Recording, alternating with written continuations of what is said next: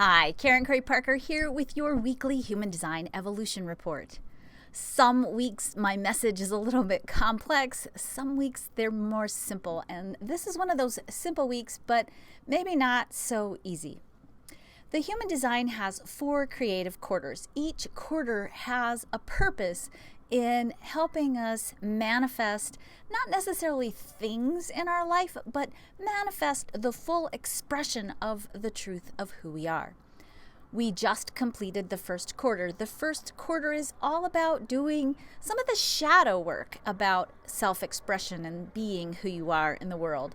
We have been looking at what are we rationalizing? What are we willing to allow for ourselves in our lives? Where perhaps do we need to expand our own sense of worth and value and occupy more fully our right place in the cosmic plan? The second quarter, which is where we begin this week, this second creative quarter is very much about doing the work of growth. It is, if you want to use a gardening metaphor, the energy of tending to the seedlings as they emerge from the soil. We are plucking the weeds and watering the plants and keeping away the bugs and whispering very quietly like devas over our little plants, grow, grow, grow, right? But this is the thing I want you to contemplate. It's not so much about what you do and what seeds you plant for the sake of fruition on the material plane, although that, of course, is part and parcel important.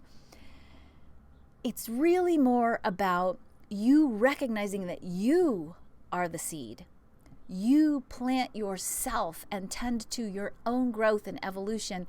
And certainly in this part of the creative cycle, we are diligently taking care of ourselves, being generous with ourselves, nurturing ourselves, keeping our environment, our soil, fertile and lush and healthy so that we ourselves can grow into the full expression of the truth of who we are.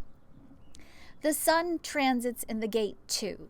The earth transits in the gate 1 this week. When we look at what's in the earth energy, we know that what's in the earth is what we need to have in place as our foundation in order for us to fulfill the purpose of the sun energy. The earth in the gate 1 says that we are requiring as part of our sustenance and nourishment as we grow, to be aligned with the authentic expression of who we are. I use the word alignment quite deliberately because when we are out of alignment, we experience pain in our lives. And that pain can be financial pain, and mental pain, emotional pain, relationship pain. There's lots of kinds of ways we experience pain when we're out of alignment. That pain is a symptom that you're not quite living true to who you are. When you're not living true to who you are and you set intentions and goals, you won't do the work necessary to make those goals come true. If you do, you're using an enormous amount of will and it's depleting and it's not exciting and it's not juicy. Alignment creates the motivation for us to actually do what we want to do. If you've been putting off things you know you should do to create something or some goal that you know you think you want to create and you're not doing it, I certainly would invite you to explore, is this genuinely what you want to do? We get really bungled up in the idea that what we do is the expression of our purpose. And we forget that we are the creators, the artists, the storytellers of our own story. And that story, the story you're occupying and living, the person you are being, is your contribution to the world. You being you being the fullest expression of the truth of who you are is your life purpose. And as you create and cultivate that story, you've got to be aligned with the authentic expression of the truth of who you are. When you do that, then you position yourself to live out what's in our sun this week. The sun says, or the sun is inviting us to explore, what are you willing to receive? How much are you allowing yourself to be supported? We have this mythology in our culture that says, do what you love and the money will follow. I want to invite you to spin that around a little bit this week. I want to invite you to explore the following statement. Be who you love and the money will follow. Because what we know is that when we are living in alignment with our authentic self, when we are being the fulfillment of who we are, then this universe lovingly moves in to support that expression, because you being you is what the universe wants. And again, it's not about what you do. It's about you being yourself. And most importantly, not just being unapologetically the truth of who you are, but allowing yourself to hold the value and the preciousness of that expression of the divine on the world, in the cosmos, on the planet. You are an irreplaceable, vital part of the cosmic plan. And the world wants you, needs you to fulfill that place. Let me tell you why. We can look at that from a really broad cosmic perspective, and I like that perspective.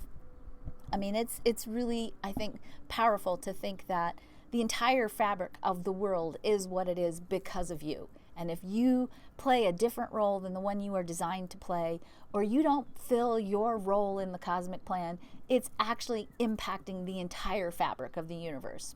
Think about that for a minute. But here's the other piece I want you to think about. Science is beginning to show very clearly that we are all one being, one mind, one energy expressing itself in multiple unique and irreplaceable ways.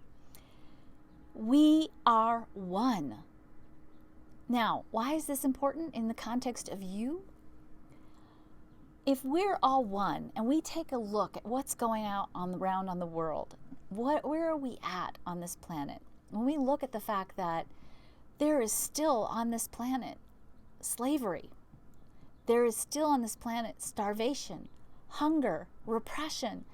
It's not safe everywhere in this world for people to express who they are, to be who they are. There are people in this world who are not being supported because of circumstances that might feel very much or might be very much beyond their control.